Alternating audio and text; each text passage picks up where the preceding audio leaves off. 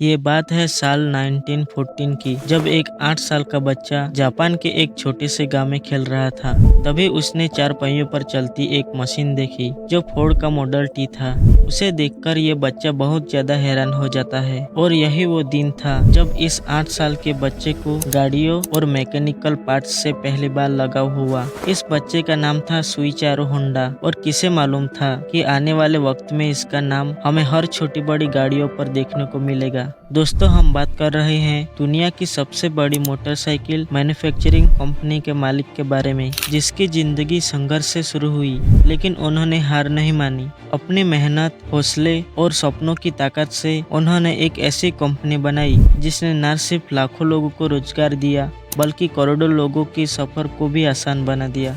उनकी कहानी सिर्फ सफलता की नहीं बल्कि हिम्मत और जुनून की भी है, जो हर किसी को अपने सपनों के पीछे भागने की प्रेरणा देती है। तो आइए दोस्तों, जानते हैं सुइचारो होंडा के बारे में। वीडियो बहुत ही इंटरेस्टिंग होने वाली है, तो बने रहे वीडियो के आखिर तक।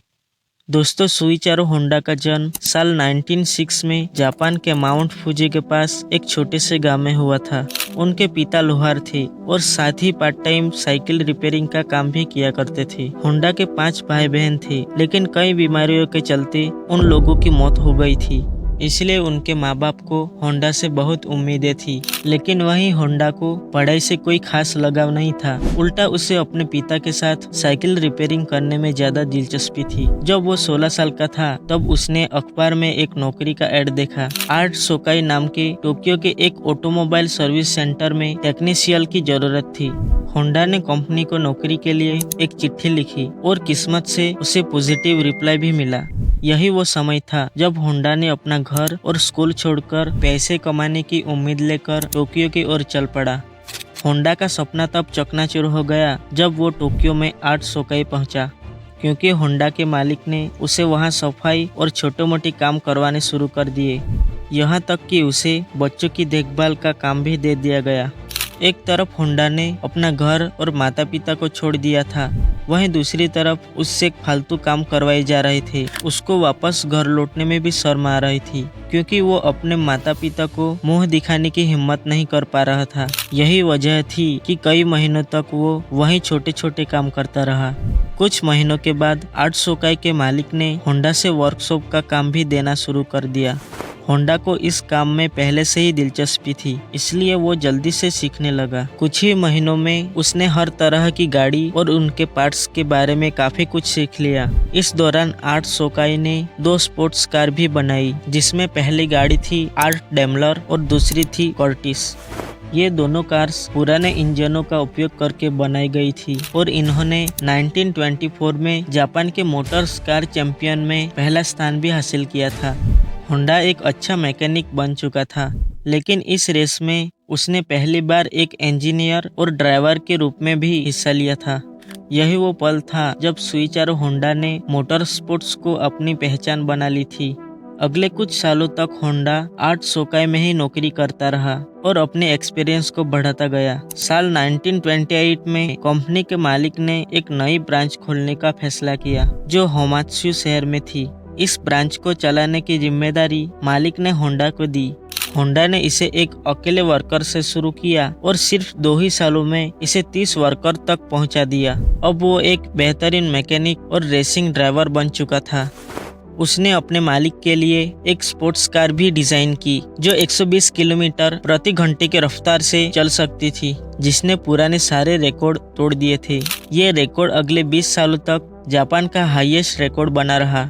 जिसके बाद होंडा अपना खुद का वर्कशॉप खोलना चाहता था, लेकिन शायद किस्मत को ये मंजूर नहीं था और 1936 में एक भयानक हादसे ने होंडा की जिंदगी बदल दी। एक रेसिंग इवेंट के दौरान एक भयानक हादसा हुआ। इस हादसे में उनकी जान तो बच गई, लेकिन उनका बायां हाथ फ्रैक्चर हो गया, कंधा अपनी जगह से हट गया और चेहरे पर गहरे घाव हो गए। उनको अपनी जिंदगी यहीं खत्म होती दिख रही थी। अब नहीं वो मैकेनिक का काम कर सकता था और न ही रेसिंग में हिस्सा ले सकता था।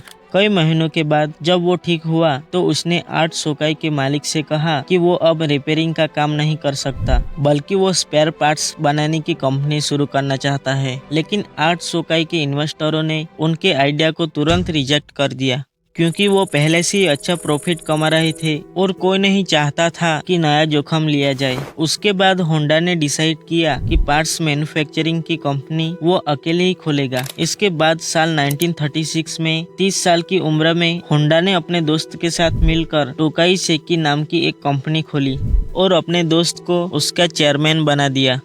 कंपनी तो वो खोल चुके थे, पर होंडा के पास इसको चलाने के लिए कोई इन्वेस्टमेंट नहीं था। वो दिन भर 8 सोकाई के लिए काम करता और रात में अपनी कंपनी के लिए खुद से अपना इंजन पिस्टन बनाने की कोशिश करता।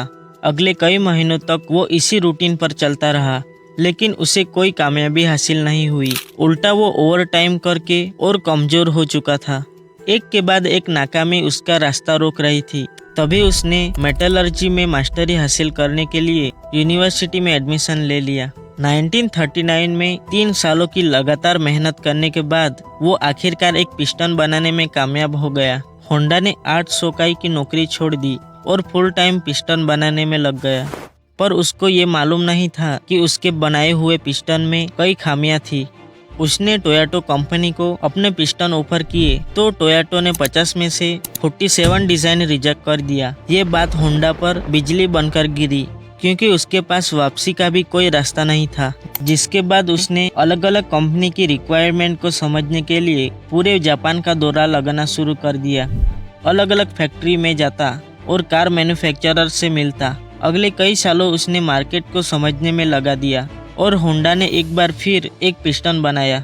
इस बार ये पिस्टन सारी कंपनी के क्वालिटी कंट्रोल पास कर चुके थे। उसको एक के बाद एक ऑर्डर्स मिलना शुरू हो गए और एक बार फिर होंडा को अपने सपने पूरे होते हुए दिखाई दे रहे थे। ऑर्डर्स को पूरे करने के लिए उसके कंपनी ने 2000 वर्कर्स को भी हायर कर लिया। होंडा के लिए ये खुशी सिर्फ कुछ ही महीनों के लिए थी, क्योंकि 1941 में सेकेंड वर्ल्ड वॉर शुरू हो गया और जापानी सरकार ने कई कंपनी को अपने कंट्रोल में ले लिया, जिसमें से एक कंपनी होंडा की भी थी। हालात तब और खराब हुए जब सरकार ने होंडा की फैक्ट्री के कर्मचारियों को जबरन आर्मी में भेज दिया, जिसके बाद 1944 में एक बमबारी में होंडा की पूरी फैक्ट्री तबाह हो गई। पूरे देश की हालत बद से बदतर होती जा रही थी। 1945 में जापान पर 2 न्यूक्लियर अटैक होते हैं, जिसमें जापान पूरी तरह से तहस नहस हो जाता है। जिसके बाद जापान ने अमेरिका के सामने सरेंडर कर दिया। इस युद्ध ने जापान की पूरी इकोनॉमी को तहस नहस कर दिया था। होंडा ने अपनी बची कुची प्रॉपर्टी टोयोटो को बेच दी और एक बार फिर वो बेरोजगार हो गया। ये हालत सिर्फ होंडा के साथ ही नहीं थी, बल्कि पूरा जापान बहुत बुरे दौर से गुजर रहा था। एक दिन होंडा को जापानी सेना का एक छोटा इंजन मिलता है, जिससे वो वायरलेस रेडियो चलाता था।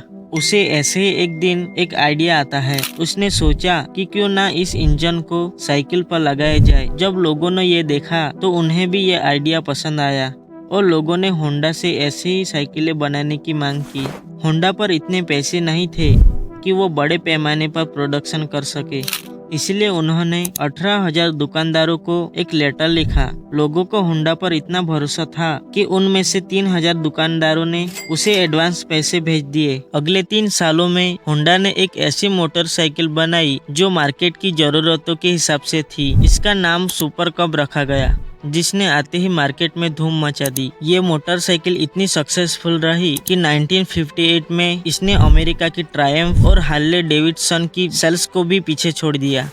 अब क्योंकि होंडा को रेसिंग कार का शौक तो था ही, इसीलिए उन्होंने अब स्पोर्ट्स बाइक बनाने का फैसला किया। वो अलग अलग बाइक रेसिंग में जाता और जीतने वाली बाइक के खास फीचर नोट डाउन कर लाता।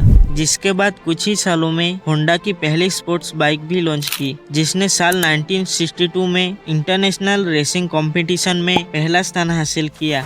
इस रेस ने होंडा का नाम पूरी दुनिया में फेमस कर दिया।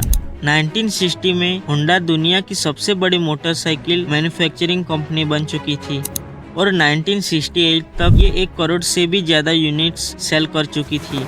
अपने जिंदगी के 62 इयर्स गुजारने के बाद आखिरकार होंडा को कामयाबी तो मिल चुकी थी, लेकिन जो सपना वो बचपन से ही ले बैठा था वो अभी तक पूरा नहीं हो पाया था। इसलिए होंडा अब कार मैन्युफैक्चरिंग की तरफ भी जाना चाहता था।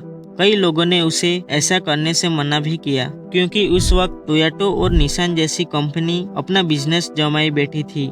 वहाँ मार्केट में नई जगह बनाना काफी मुश्किल था लेकिन होंडा ने किसी की एक ना सुनी, जिसके बाद होंडा ने अपनी पहली पिकअप ट्रक लॉन्च की जो पूरी तरह से फेल हो गई। जिसके बाद एक स्पोर्ट्स कार लॉन्च की गई जिसके सिर्फ 1300 यूनिट्स ही बेच सके। कई सालों की मेहनत और कई सारे डिजाइन रिजेक्ट होने के बाद फाइनली 1972 में होंडा सिविक लॉन्च की गई और ये वही गाड़ी है जिसके नए मॉडल्स आज तक पूरी दुनिया में फेमस है। 1980 में होंडा मोटर्स जापान की तीसरी सबसे बड़ी मैन्युफैक्चरिंग कंपनी बन चुकी थी और सिर्फ 10 ही सालों में ये दुनिया की तीसरी सबसे बड़ी कंपनी बन चुकी थी। दोस्तों, आज होंडा का नाम सिर्फ बाइक और कारों तक ही सीमित नहीं है, बल्कि ये हमें बोट इंजन, प्लेन इंजन और कई सारे छोटे मोटे मशीनों में देखने को मिलता है। होंडा की ये कहानी साबित करती है कि मेहनत और लगन से किसी भी सपने को पूरा किया जा सकता है। दोस्तों, आपके पास कौन से कंपनी की कार या बाइक है, हमें कमेंट में जरूर से बताइए। वीडियो पसंद आया हो तो एक लाइक करके चैनल को सब्सक्राइब जरूर से करें। मिलते हैं ऐसे ही कोई और टॉपिक पे।